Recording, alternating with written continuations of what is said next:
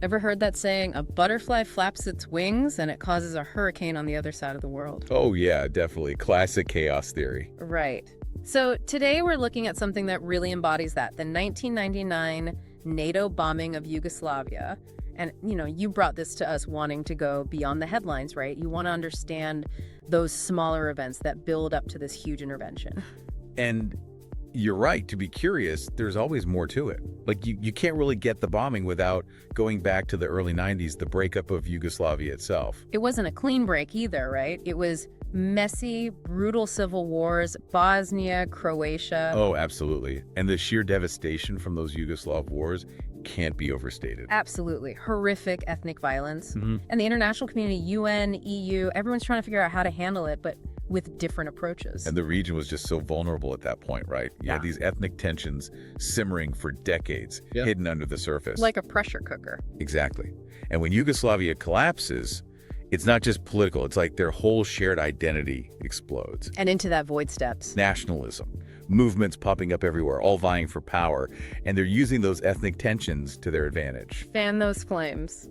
So you've got this background of trauma and resentment, and then you've got Slobodan Milosevic. Right, the Serbian president. And like him or hate him, you can't deny his impact. To say the least. Whether you see him as a Serbian hero or a ruthless dictator, he poured gasoline on an already volatile situation. No doubt. His rise was fueled by Serbian nationalism and this promise of restoring their dominance.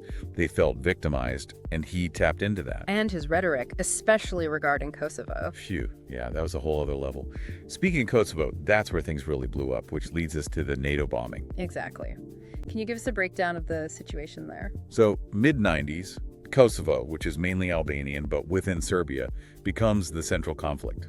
The KLA, or Kosovo Liberation Army, emerges, fighting for independence from Serbia. And how does Serbia respond? Harsh crackdowns. They weren't messing around. So we've got a recipe for disaster. But the real turning point for the West, the moment this goes global, is the reported atrocities against Kosovar Albanians. 100%.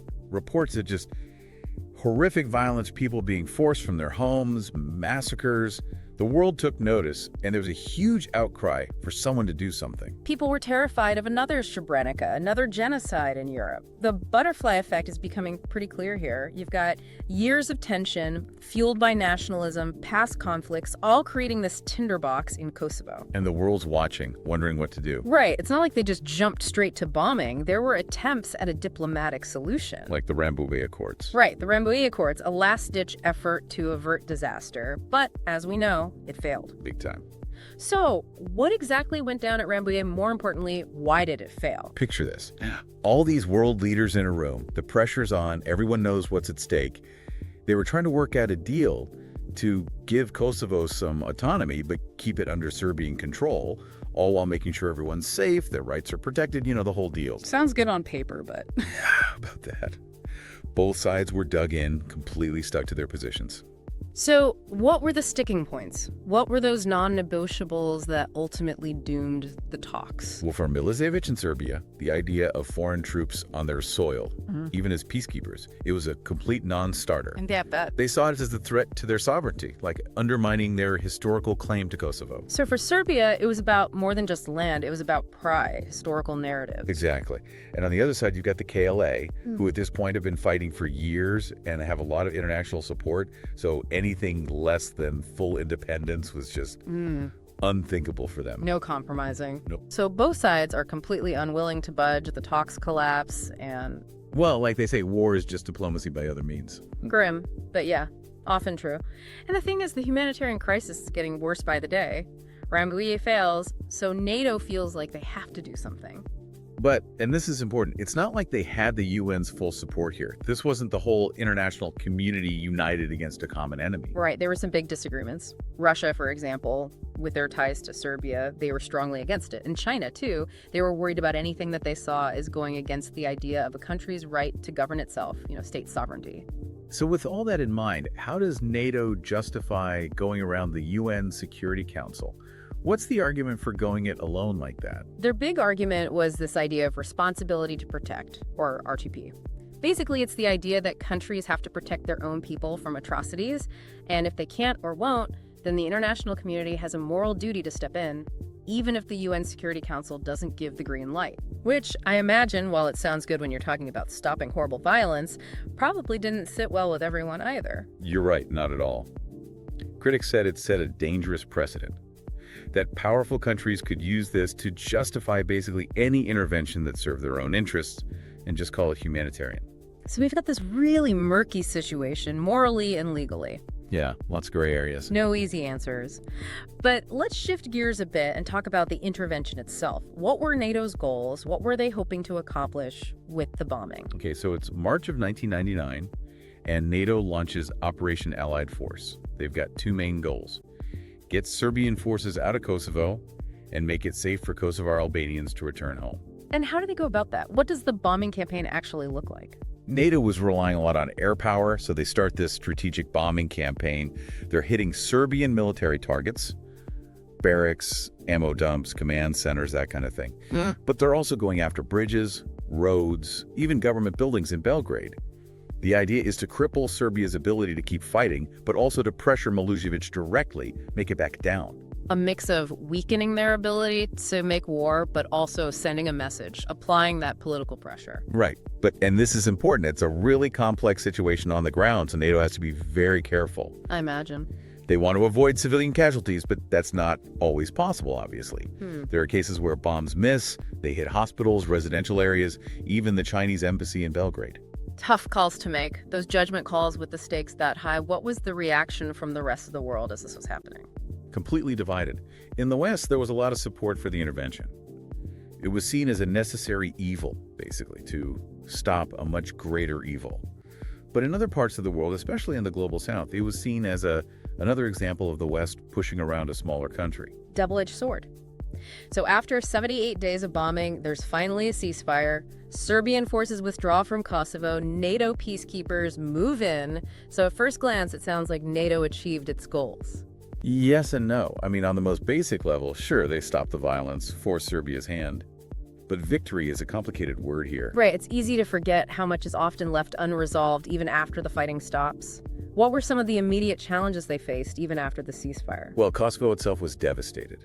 Displaced people, infrastructure destroyed, and those deep ethnic tensions were still there, just below the surface. And of course, the big question, what happens to Kosovo now?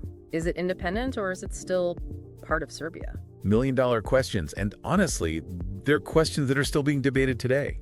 The NATO intervention might have stopped the immediate bloodshed, but it also created a whole new set of problems that continued to shape the region. So the bombing is just one chapter in a much bigger, much more complicated story. It's like those butterflies are still flapping, their effects are still rippling outward.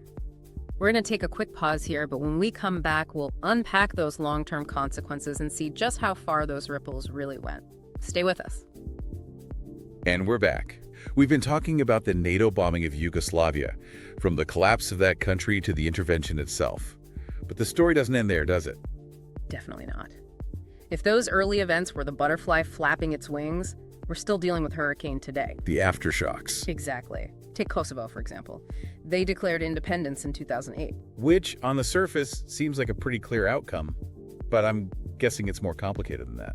Way more complicated. See, a lot of countries, especially in the West, they recognize Kosovo's independence. But then you have others, Serbia, Russia, China, they refuse to recognize it. So they're stuck? Kind of, yeah. Kosovo's in this weird limbo, struggling to get that full recognition and trying to build a stable democracy with, all that baggage. It's like the conflict itself is frozen in time. That's a great way to put it. The fighting might be over, but those underlying tensions, they never really went away. And the effects go way beyond Kosovo. Absolutely. The whole region is dealing with the legacy of the 90s, the scars of those conflicts, and the incredibly difficult task of trying to move forward. Especially Serbia and their relationship with the West, with NATO. Huge tension there. Which brings us back to that butterfly effect. It's not just about bombs dropping in 1999, it's how those bombs shaped everything. Politics, alliances, how we think about humanitarian intervention in general. Right, because this wasn't just some isolated event. Not at all. It opened up all these questions we're still grappling with today. When is it okay to use military force? Who gets to decide? And what happens later? All the unintended consequences. And these aren't just theoretical questions. We've seen them play out again and again. Libya, Syria, Ukraine. It makes you wonder if the international community had stepped in earlier, maybe been more decisive when the Yugoslav war started. Could things have been different? Could they have prevented the worst of it? Or was this whole tragic chain of events starting way back when just inevitable? Big questions. It's like you said, the what-ifs of history. Yeah. And we can't go back.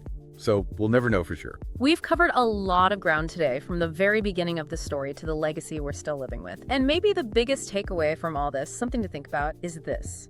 Knowing what we know now, could we have somehow steered those butterflies, changed the course of events, maybe found a different outcome? That's something for all of us to consider. Thanks for joining us on this deep dive. Keep those questions coming and keep exploring the world around you.